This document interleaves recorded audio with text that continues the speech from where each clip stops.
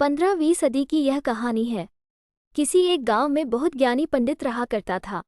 पंडित आजू बाजू के सारे ही गांव में बहुत प्रख्यात था और इसी वजह से धनवान भी। पंडित का परिवार ज्यादा बड़ा नहीं था।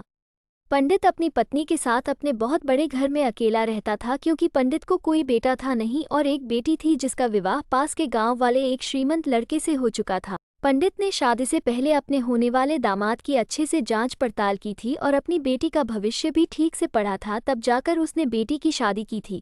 लेकिन चंद सालों में ही पंडित का दामाद बुरी आदतों के चंगुल में फंस गया।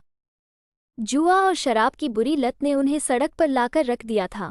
अपने बेटी की ऐसी दुर्दशा देखकर पंडित की पत्नी काफी दुखी होती थी और अक्सर पंडित को कहा करती थी, तुम जाकर उनकी मदद कराओ। पंडित हमेशा अपनी बीवी को ये कहकर उनकी मदद करने के लिए मना कर देता था कि अभी कुछ समय तक उनका बुरा वक्त चलना है। हम चाहे कितनी ही कोशिश कर ले, जो उनके नसीब में नहीं है वो उन्हें नहीं मिल पाएगा। पंडित की ऐसी बातों से उसकी पत्नी काफी दुखी हो जाया करती थी और मन ही मन सोचती थी कि कैसा स्वार्थी पिता है, अपनी बेटी को इतने कष्टों में देखकर भी उसकी मदद करने के लिए मना करता है। आखिर भगवान ने जो इतना सारा धन धान्य दिया है उसका क्या करेंगे?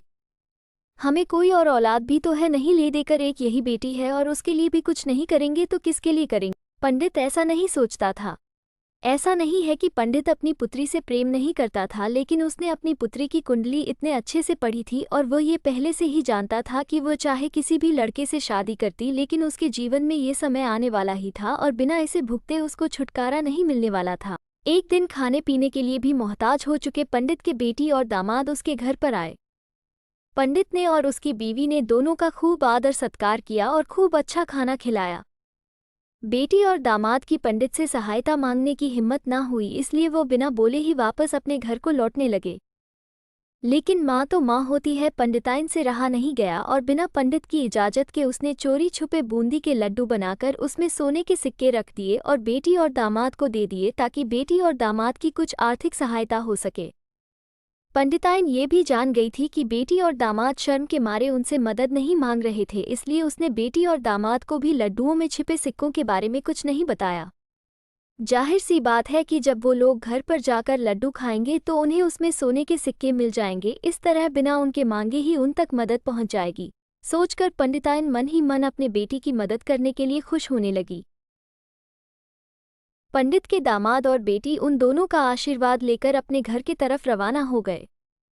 उन दिनों गाड़ियां तो होती नहीं थी, घोड़ा गाड़ी या बैलगाड़ियां चलती थी। पैसे ना होते तो और चीजों की लेन देन से भी व्यवहार होता था। बेटी और दामाद का गांव पंडित के घर से कोसों दूर था, फिर भी पैसों की कमी के चलते वो चलकर अपने गांव की तरफ निकल पड़े। थोड़े दूर ही चले थे कि पंडित की बेटी के पैर में मोच आ गई और अब उसको चलना भी मुश्किल हो गया। पंडित के दामाद ने जब देखा कि उसकी बीवी अब बिल्कुल चलने में सक्षम नहीं है तो उसने एक टांगा अपने घर तक किराए पर ले लिया। दोनों पति पत्नी टांगे में बैठकर घर तक पहुंच गए, लेकिन टांगे वाले को देने के लिए उनके पास पैसे थे नहीं, इसलिए पंडिताई ने जो बूंदी के लड्डू उन्हें दिए थे वही किराए के तौर पर उस टांगे वाले को दे दिए। टांगे वाला बूंदी के लड्डू को लेकर वहां से चला गया। टांगे वाला अपने घर की तरफ जा रहा था, तब उसे एक हलवाई की दुकान दिखी। उसने सोचा कि थोड़े से बूंदी के लड्डुओं से मेरे घर के लोगों का पेट थोड़ी भरने वाला है, इससे अच्छा मैं इन बूंदी के लड्डुओं को बेचकर उनसे कुछ चावल खरीद लेता हूँ। टांगे वाले ने बूंदी के लड्डू हलवाई को बेच दिए। जिस गांव में वह हलवाई रहता था उसी गांव में एक आदमी ने अपने घर पर पूजा रखी थी और उसी पंडित को उस पूजा के लिए बुलवाया था। पूजा में लगने वाले प्रसाद के लिए उस आदमी ने उसी हलवाई से बूंदी के लड्डू लिए जहां पर उस टांगे वाले ने बेचे थे। हलवाई ने भी उस आदमी को टांगे वाले से खरीदे हुए लड्डू ही पहले दिए ताकि वो खराब ना हो जाए, क्योंकि वह नहीं जानता था ये लड्डू कब बने हैं।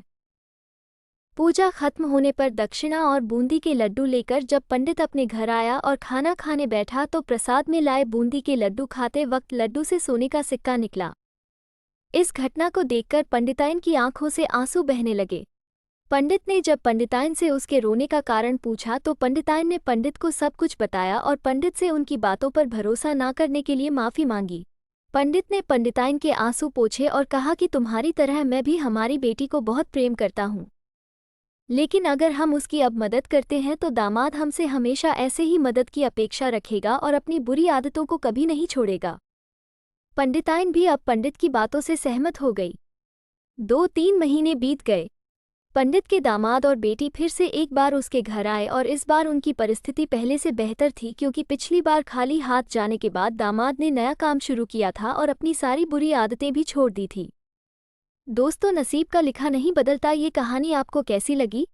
क्या आप भी नसीब पर भरोसा रखते हैं या फिर आप उन लोगों में से हैं जो अपना नसीब खुद अपने हाथों से लिखना चाहते हैं?